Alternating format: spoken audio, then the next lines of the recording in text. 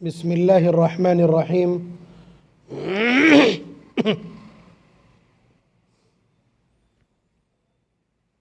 वक़ुल लिल्मुअमिनाति यग़्ज़ुज़्न मिन अब्सारिहिन्न व यहफ़ज़्न फ़ुरूजहन्न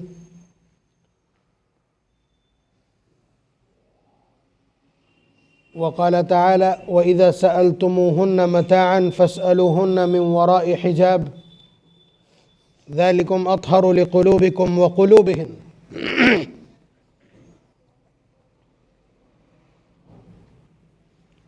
वक़ाल अन्नबिय्यु सल्लल्लाहु अलैहि वसल्लम अन्नज़्रु सहमुम मस्मूमुम मिन सिहामि इब्लीस औ कमा क़ाल सल्लल्लाहु अलैहि वसल्लम।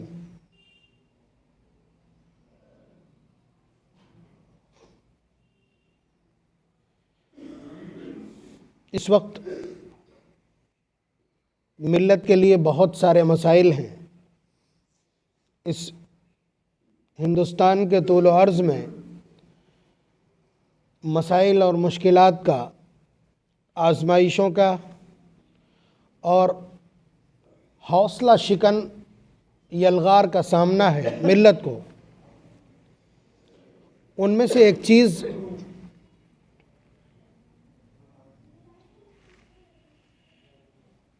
जो इंसानी आसाब को आम तौर से मफलूज कर देती है और बड़ी तहक़ीर और बड़ी ज़िल्लत का एहसास दिलाती है, वो है जिनसी बेराहरवी।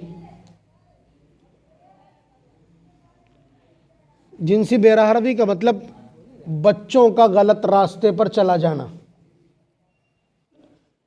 औलाद का गलत रास्ते पर चला जाना। अपनी बेटी का, अपनी बीवी का, अपनी बहू का या जिससे भी रिश्ता है उसका गलत रास्ते पर पड़ जाना, ये इंसानी इज़्ज़त को बहुत ज़्यादा मजरूह करता है, इंसानी तबीयत को बहुत ज़्यादा नुकसान पहुंचाने वाली चीज़ है। इससे इंसान का हौसला टूटता है, जीने की उमंग ख़त्म होती है, जीने की आरज़ू कम हो जाती है और आदमी जीना पसंद नहीं करता। आप माँ बाप जो आजकल सुसाइड कर रहे हैं उनमें से बेशतर इस बुनियाद पे करते हैं।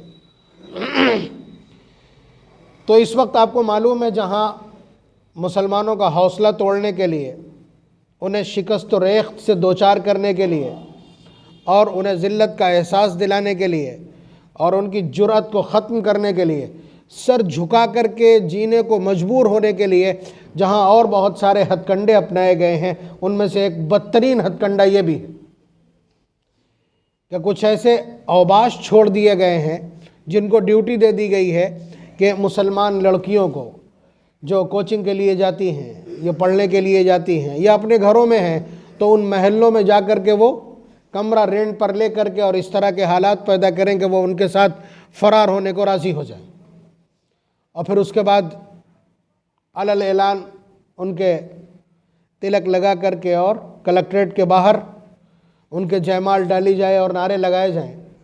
ये सारा एक मेंशन है, ये एक पूरी प्रोग्रामिंग है हौसला तोड़ने की, हौसला तोड़ने की। और उसमें हम मुसलसल मोहरा बने हुए, यानी ये वाक़यात रोज़ाना हो रहे हैं, हमारे आसपास हो रहे हैं, लेकिन हमारे अपने अंदाज़े तरबियत पर कोई फ़र्क नहीं है।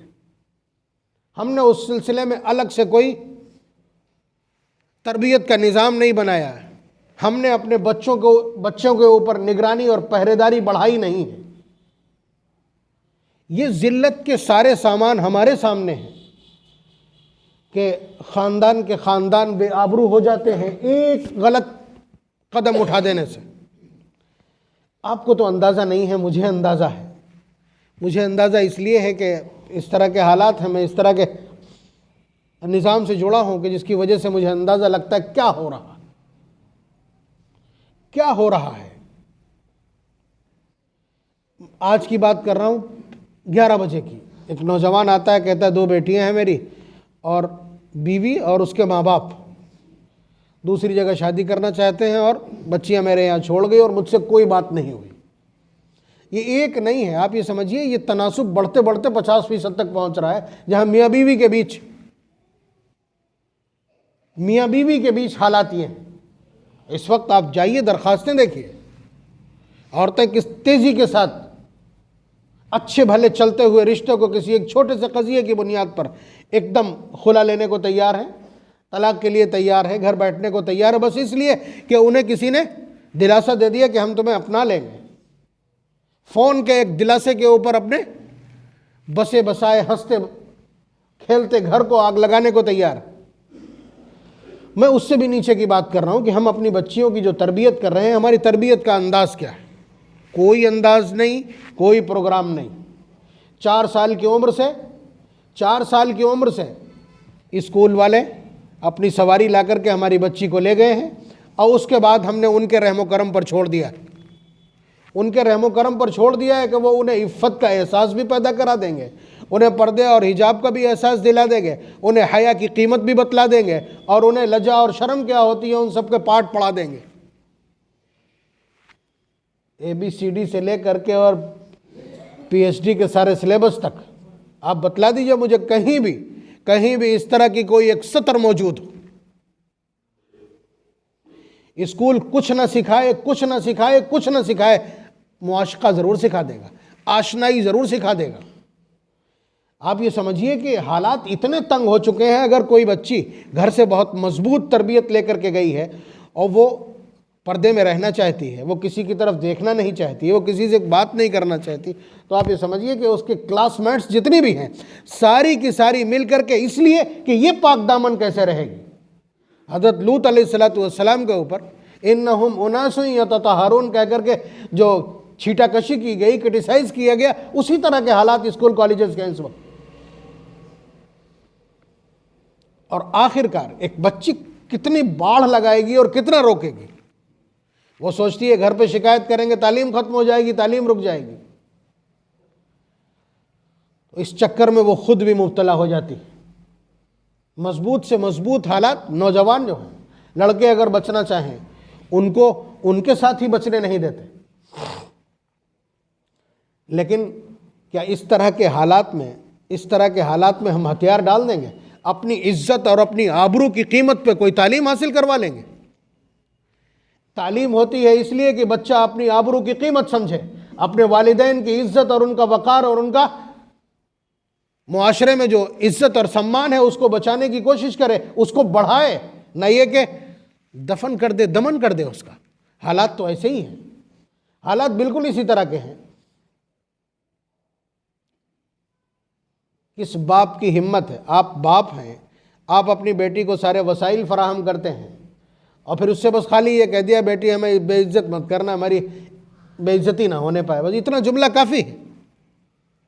चारों तरफ शैतानी निज़ाम है, शैतानी वसाविस है, आपका एक जुमला काफ़ी हो जाएगा। ये तो हर बाप कहता है अपनी बेटी से, हर बाप तवक्को करता है। बेटी का कमरा अलग है, वहाँ उसके यहाँ टीवी अलग है, उसके पास मोबाइल अलग है, उसके पास बात करने की आज़ादी है, चैट की आज़ादी है, कोई निगरानी नहीं है। या तो फिर ये कि आप उसके दिल में अल्लाह तबारक व तआला का ऐसा तारुफ बिठा दें, अल्लाह तबारक व तआला का ऐसा खौफ बिठा दें, खौफ और खशियत का सबक सिखला दें और आखिरत में मुहासबे और मुआखज़े से इतना डरा दें कि बच्चा अल्लाह तबारक व तआला के खौफ से मानूस हो जाए, तक़वे का सबक सीख ले। तो फिर उसके बाद फिर भी औरत इस लायक नहीं होती है, ना अल्लाह तबारक व तआला ने उसे इतना कामिल व मुकम्मल बनाया है कि वो खुद से अपनी ज़िंदगी जी सके। सर्विलांस पे और रडार पर रख करके चलाना होता है, याद रखिए, चाहे वो उम्र के किसी पड़ाव में हो और चाहे वो रिश्ते में कुछ भी हो। आप समझ लीजिए, मैं उम्र में आप हजरात से बहुत कम हूँ, लेकिन ये कि हालात जिस तरह के मेरे पास पहुँचते हैं या जिस तरह की रिपोर्टिंग होती है मुआशरे की, मेरी 20 उंगलियां मुआशरे की नब्ज़ पे। आप में हिम्मत है कि आप बेटी से कहेंगे बेटा 12 घंटे मोबाइल मेरे पास रहेगा, या इसका लॉक खोलो मुझे दो? आप बाप हैं, आपसे छुपाया क्या जा सकता है? किसी में इतनी हिम्मत नहीं। आप समझिए हालात ये हैं। इसको तो निगरानी नहीं कहते, ये तो तरबियत नहीं है, ये तरबियत नहीं है। अब बीवी का मोबाइल चेक नहीं कर सकते, आपके हालात ये हैं।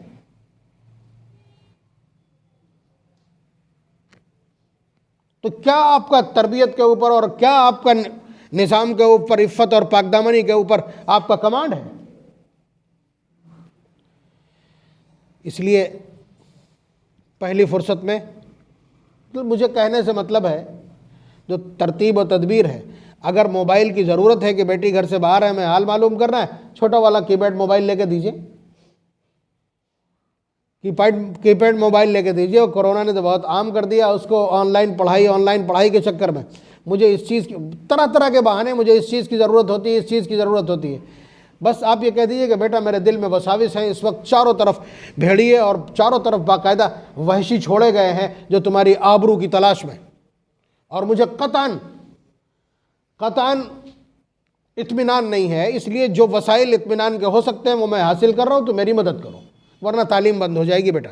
मैं आबरू की कीमत पे और इज्जत की कीमत में, ख़ानदान की आबरू के नाम पर मैं तालीम आगे नहीं चला सकता। ये बातें बच्चियों से की जा सकती हैं, बच्चों को बिठा करके। और अगर आपको ये लग रहा हो कि तुम्हारे सर पे सौदा सवार हो गया, अगर आपको ये लगता हो कि मैं दीवाना हो गया हूँ या मुझे पागलपन सवार है, तो फिर अगर आप मुसलमान हैं, मैं आपसे बातचीत कर रहा हूँ एक मुसलमान की हैसियत से, मुसलमान की हैसियत से।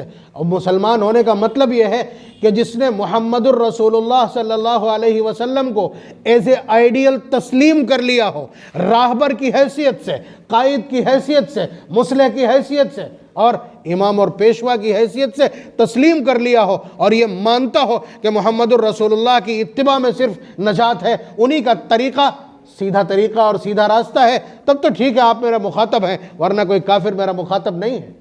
जिसने ला इलाहा इल्लल्लाह के साथ मुहम्मदुर रसूलुल्लाह पढ़ा हो वो मुखातब है।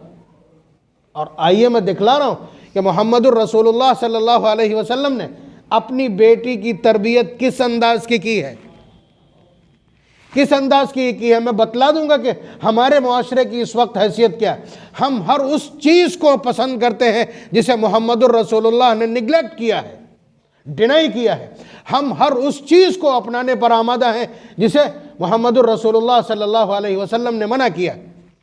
हमारी बच्चियों की सूरत हाल, उनकी सोच, उनका नज़रिया वो है जिसे मुहम्मदुर रसूलुल्लाह सल्लल्लाहु अलैहि वसल्लम ने पैरों तले रौंद दिया था और जिस पर लाल खत खींच दिया था। अब देखिए, ये वाकई मैं जिक्र कर चुका हूं, ये जुमले फिर मैं जिक्र कर रहा हूं, परिप्रेक्ष्य बदला है। नबी अकरम सल्लल्लाहु अलैहि वसल्लम चाहते हैं इस उम्मत की औरतें मैदान महशर में सबसे बेहतरीन औरतें साबित हों। सबसे बेहतरीन औरत की परिभाषा क्या है? आपसे नहीं बन पड़ेगा, आपसे नहीं बन पड़ेगा, सहाबा से नहीं बन पड़ा तो आपसे क्या बन पड़ेगा? इस सवाल का जवाब हुजूर ने सहाबा के एक मजमे में पूछ लिया, मैं खैरुन लिन्निसा, कि औरतों के लिए कौन सा स्टेटस सबसे बेहतर है, यानी कौन सी औरत सबसे बेहतर है। तो सहाबा ने जो कुछ भी जवाब दिए हों, लेकिन वो जवाब मुतमईन करने वाले थे नहीं, तो सहाबा से जवाब नहीं बन पड़ा। हज़रत अली रज़ी अल्लाह ताला ने देखा कि जवाब कोई दे नहीं पा रहा है। सिद्दीक़ अकबर, फ़ारूक़ आज़म जैसी हस्तियाँ मौजूद हैं जो मिज़ाज नबूवत के आशना लोग हैं, फिर भी तो हज़रत अली रज़ी अल्लाह ताला ने सोचा ये कि ये किसी औरत से मुताल्लिक़ सवाल है और इस सिलसिले में हज़रत फ़ातिमा से ही पूछा जाए। चुनांचे मजलिस से धीरे से खिसक गए हो और जाकर के हज़रत फ़ातिमा के सामने एक सवाल रखा कि हुजूर ने मजमे में ये सवाल कर दिया है और हम में से किसी से इसका जवाब नहीं बन पड़ा कि सबसे बेहतरीन औरत कौन सी है, या औरत के लिए सबसे बेहतरीन स्टेटस क्या है। तो फरमाया बस, कहा हाँ, कहा इतने में तो हमारी जान हलक को आ गई, हम सब की काबिलियत दांव पे है। तो हज़रत फ़ातिमा रज़ी अल्लाह ताला अन्हा ने जवाब दिया है ला यरैन अर्रिजाला वला यरौनहुन। नोट कर लें बहुत अच्छे से, इसलिए कि ये हज़रत फ़ातिमा रज़ी अल्लाह ताला अन्हा की परिभाषा है जो आइकन पर्सनालिटी है इस उम्मत के लिए। औरतों में और बच्चियों में, मैं नौजवान बच्चियों की बात कर रहा हूँ, उनकी तरबियत की बात कर रहा हूँ, और ये उनके अल्फाज हैं कि सबसे बेहतरीन औरत कौन। फरमाया ला यरैन रिजाला वला यरौनहुन, जिस औरत को किसी नामहरम ने न देखा हो और जिस औरत ने किसी नामहरम को न देखा हो, वो औरत सबसे बेहतर है, वो औरत सबसे बेहतर है। हज़रत अली रज़ी अल्लाह ताला अन्हु खुशी खुशी मजमे में आया और आकर के फ़ौरन खड़े हो गए कि अल्लाह के रसूल मैं जवाब दूंगा। स्कैनर है, वो आंखें तो आप जानते हैं बहुत बड़ा स्कैनर है। मुस्करा के पूछा, खड़े होकर के जवाब दिया कि अल्लाह के रसूल आपके सवाल का जवाब ये है कि ला यरैन रिजाला वला यरौनहुन। तो हुजूर ने फरमाया अली ये जवाब किसने दिया है? तो फरमाया कि हज़रत फातिमा ने। तो नबी अकरम सल्लल्लाहु अलैहि वसल्लम का चेहरा खुशी और मसरत से सुर्ख हो गया और आपने फरमाया कि वो ऐसा जवाब क्यों न दे, इन्नहा बिज़अतुम मिन्नी, वो मेरे जिगर का टुकड़ा, मेरे जिस्म का हिस्सा। ये ऑथेंटिसिटी है, ये इस्तिनाद है इस बात के लिए कि मोहम्मदुर रसूलुल्लाह सल्लल्लाहु अलैहि वसल्लम ने खुशी और मसरत से कि मेरी बच्ची ने मेरे मिजाज के मुताबिक जवाब दिया, कि आपने इस जवाब के पीछे की कोई कार्रवाई आज तक की है? गैर मुस्लिम नौजवान क्लासमेट आकर के घर में बैठ करके बातचीत करता है। ये हमारी सूरत हाल है। हालात ये हैं, आप बताइए, मैं तरबियत की बात कर रहा हूं, मैं डेडलाइंस की बात कर रहा हूं, मैं इस वक्त आपका अंदाज क्या हो उसकी बात कर रहा हूं। सबसे ज्यादा एक शादीशुदा औरत से सबसे ज्यादा जो इख्तिलात होता है वो किससे? शौहर के रिश्तेदारों से, शौहर के रिश्तेदारों से, और शौहर के रिश्तेदारों में भी जो हम उम्र हैं। आप अंदाजे कीजिए कि देवर, भाई अगर आबरू को किसी से खतरा हो सकता है, किसी की आंखों का जाविया अगर बदल सकता है तो देवर है। शरीयत ने डेडलाइन वहीं पे डाल दी, फरमाया अलहम व अल मौत, कि देवर मौत है। जिस तरह तुम मौत की चीजों से परहेज करते हो, एक्सीडेंट ना हो जाए, दवा रिएक्शन ना कर जाए, ये खाऊंगा तो जहर हो जाएगा, जिस तरह मौत के आने से डरते हो, इसी तरह से यहां परहेज चाहिए। नबी अकरम सल्लल्लाहु अलैहि वसल्लम ने असल में एक बात इरशाद फरमाई कि ला तदखुलू अला निसा, कि तुम लोग जो औरतें घरों में तन्हा हो वहां मत जाया करो, यानी तन्हा औरतें जहां हो उस घर में हरगिज दाखिल मत हो। तो किसी ने सवाल कर लिया कि अराइत अलहम व या रसूल अल्लाह, कि शौहर के जो बीवी के जो रिश्तेदार हैं या शौहर के जो रिश्तेदार हैं, दोनों तरफ लागू होता है। अलहम ये इसमें जिन्स है कि शौहर के जो रिश्तेदार हैं, यानी लड़के के लिए सालियाँ और लड़की के लिए देवर वगैरह। अल्लाह के रसूल, इनकी मौजूदगी में तो आना ही जाना पड़ता, दाखिल होना पड़ता है। तब हुजूर ने ये अल्फाज इरशाद फरमाए अलहम वल मौत, कि शौहर के रिश्तेदार या देवर तो मौत के मानिंद है। आप समझ रहे? ये उस सगे भाई की बात है जो शौहर का सगा भाई है, उससे पर्दा और एहतियात, उससे दूरी। और यहां हालात ये हैं कि वो तो फूफीजाद है, वो तो चचाजाद है, वो तो कज़न है, क्या इनसे रिश्ता नहीं होता? शादियां नहीं होती? ये नामहरम है, ये सब नामहरम है। और अल्फाज क्या हैं? ला यरैन रिजाला वला यरौनहुन। और आप अंदाज़ा करें, आप शादीशुदा होने के बाद अनकॉन्शियस हो जाते हैं और आप पहरा छोड़ देते हैं। आप पहरा छोड़, ये काम इबादत है, ये काम इबादत है। इसको इबादत समझकर, इस्लाम का एक दस्तूर समझकर तस्लीम कीजिए। मैं बतलाऊं कि नबी अकरम सल्लल्लाहु अलैहि वसल्लम का अपना मामूल क्या। पहले तो नतीजा देख लीजिए, नतीजा देख लीजिए कि नबी अकरम सल्लल्लाहु अलैहि वसल्लम ने अपनी बेटी को अपना मंशा, नबूवत का मंशूर, नबूवत का मैनिफेस्टो समझा दिया है औरतों के ताल्लुक से। फिर बेटी ने जवाब ये दिया है तो खुश हैं, और उस बेटी ने इस स्टेटस को मेंटेन किया है। इस स्टेटस को, पाकीज़गी, इफ़्फ़त और पाकदामनी, तहारत और पाकीज़गी के इस एहसास और इस स्टेटस को किरदार में शामिल किया है। तो ऐलान क्या है मालूम है, वह फातिमतु सय्यिदतु निसाई अहलिल जन्नह, जन्नत की औरतों की सरदार। ये स्टेटस है, यहाँ का स्टेटस मैनेज किया है तो अल्लाह तबारक व तआला ने आखिरत का स्टेटस ये तय कर दिया कि जो सबसे बेहतरीन औरत है वो सबसे बेहतरीन मनसब पर भी जाएगी।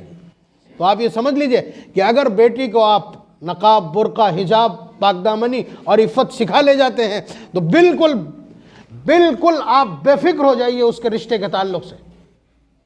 रिश्ते मना करते करते हट जाएंगे आप। ये आपको नहीं करना है।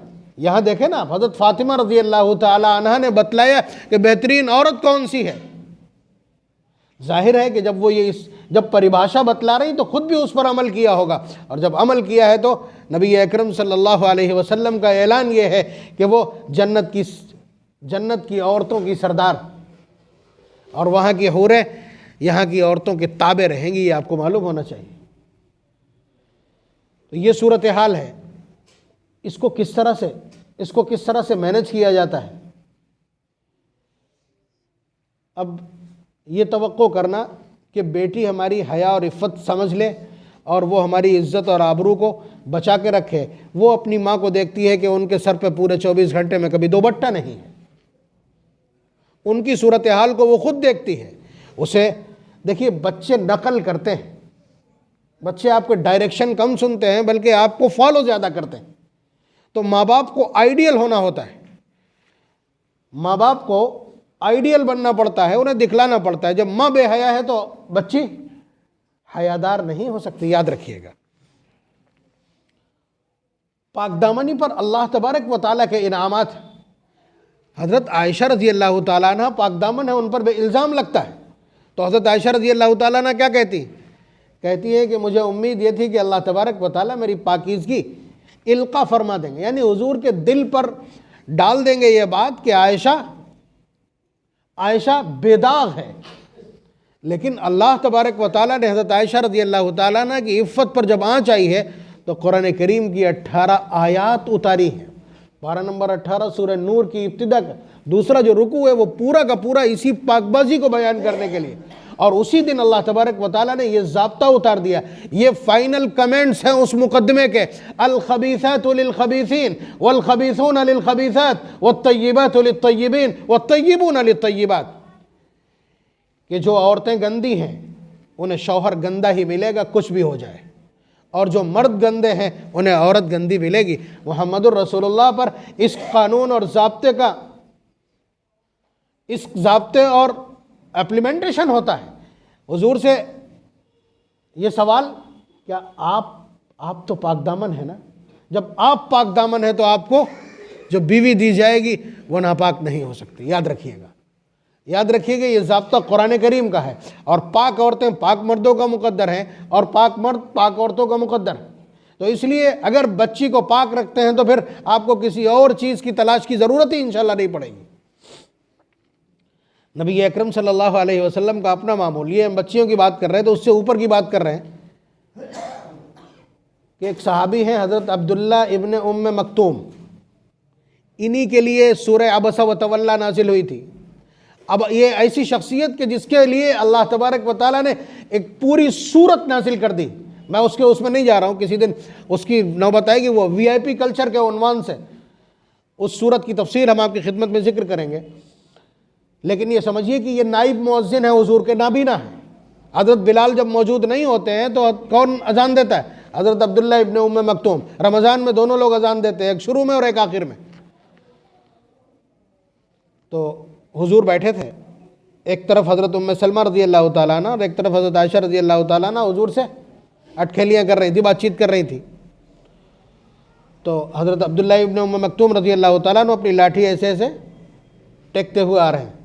याद रखिएगा, इमामुल अंबिया के घर की बात कर रहा हूँ, इमामुल अंबिया की।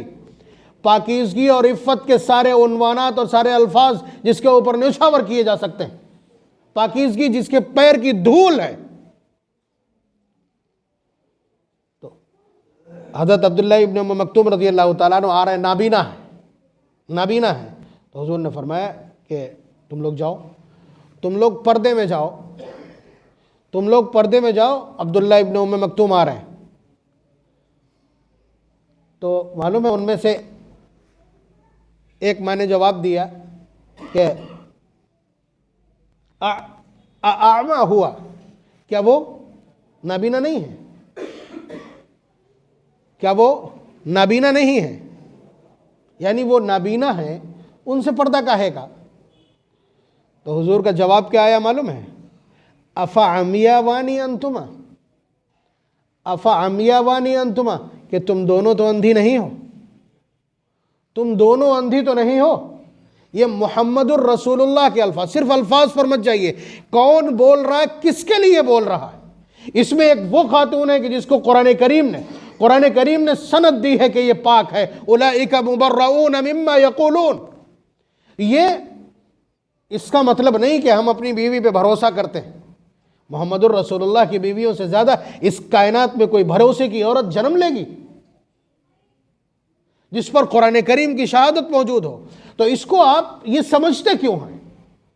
आपने तमाशा बनवा के रख दिया पूरी शरीयत का।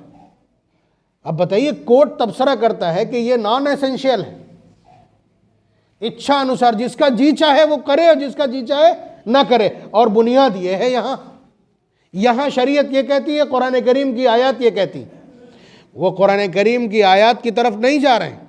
उन्होंने देखा ये कि 98% मुसलमान औरतें बेनकाब घूम रही हैं। अगर जरूरी होता तो ये 98% बेनकाब थोड़ी घूमती।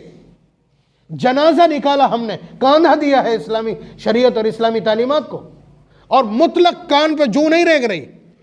इतना तमाशा हो जाने के बाद किसी ने अपनी बच्चियों के ऊपर जरा सी निगरानी और पहरेदारी बढ़ाई हो, या जरा उन्हें एहसास दिलाया हो, किसी ने मोबाइल लिया हो उनके हाथ से, तो बतला दे। फूफीजाद भाइयों से बात करने की इजाजत नहीं है। गैर मुस्लिम क्लासमेट से घंटों बात हो रही है बाप के सामने। आबरू की कीमत पर तालीम, क्या ऐसा नहीं है? क्या हमारे घरों में ऐसा नहीं है? ऐसे नहीं आ रहे हैं? अल्लाह के वास्ते बहुत रुसवाई हो चुकी है।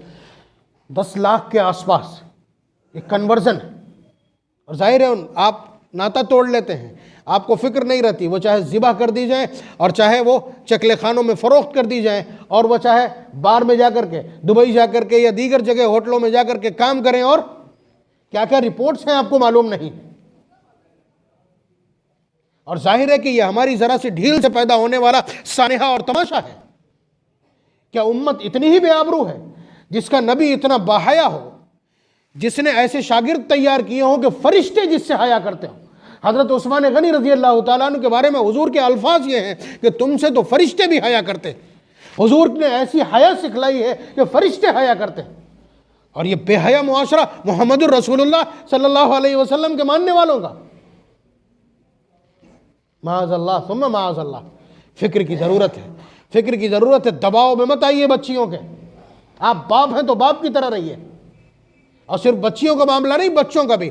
अगर बेटे की खबर मिलती है कि वो किसी खतरनाक घराने में अगर कहीं अफेयर चला रहा है, तो कह दे वो लोग मार देंगे, बेटा मान जा, मेरी मान जा। अगर किसी गरीब लड़की से, तो उसमें क्या रखा है, उसे तुझे क्या दिख रहा है? ये बेइज्जती। यानी इफ्फत और पाकदामनी की बुनियाद पर नहीं, दीन समझ के नहीं, गैरत समझ के नहीं, दूसरी की इज्जत की कीमत समझ के नहीं, अपने स्टेटस से मैनेज करके। ये है वो बदतमीजियां जहां से जराइम उगते हैं और फिर उसके बाद हमको भी भुगतना पड़ते हैं। इज्जत सबकी बराबर है, चाहे वो गरीब की बच्ची हो। अगर बेटा गड़बड़ कर रहा है तो उससे ज्यादा एहसास होना चाहिए कि यह दोहरा जुर्म है। अल्लाह के वास्ते हाथ जोड़कर, दामन फैलाकर आपसे गुजारिश है कि आप इस सिलसिले में फिक्र करें, थोड़ी सी फिक्र करें। खबरें अच्छी नहीं है, और दुश्मन इस सिलसिले में हौसले को तोड़ने के लिए यही चीज़ काफ़ी। आपके घर का कोई फौत हो गया हो, आपको बाहर निकलने में कोई गरानी महसूस नहीं होगी, बल्कि लोग ताज़ियत करने वाले और पुरसिश अहवाल के लिए बहुत होंगे। ये इकलौता जुर्म ऐसा है कि अगर बेटी गलत राह पे पड़ जाए या बेटा गलत कदम उठा ले तो महीनों घर से निकलना दूभर हो जाता है। ये एहसास है आपकी आबरू का, फिर उसके बाद उस पर गफलत कैसी? बच्चों का दबाव अगर आप लेंगे तो उसके बाद आप तरबियत नहीं कर सकेंगे। ये तमाशे भूल जाइए कि बच्चों पे सख्ती नहीं करना चाहिए, बच्चों से पूछना नहीं चाहिए।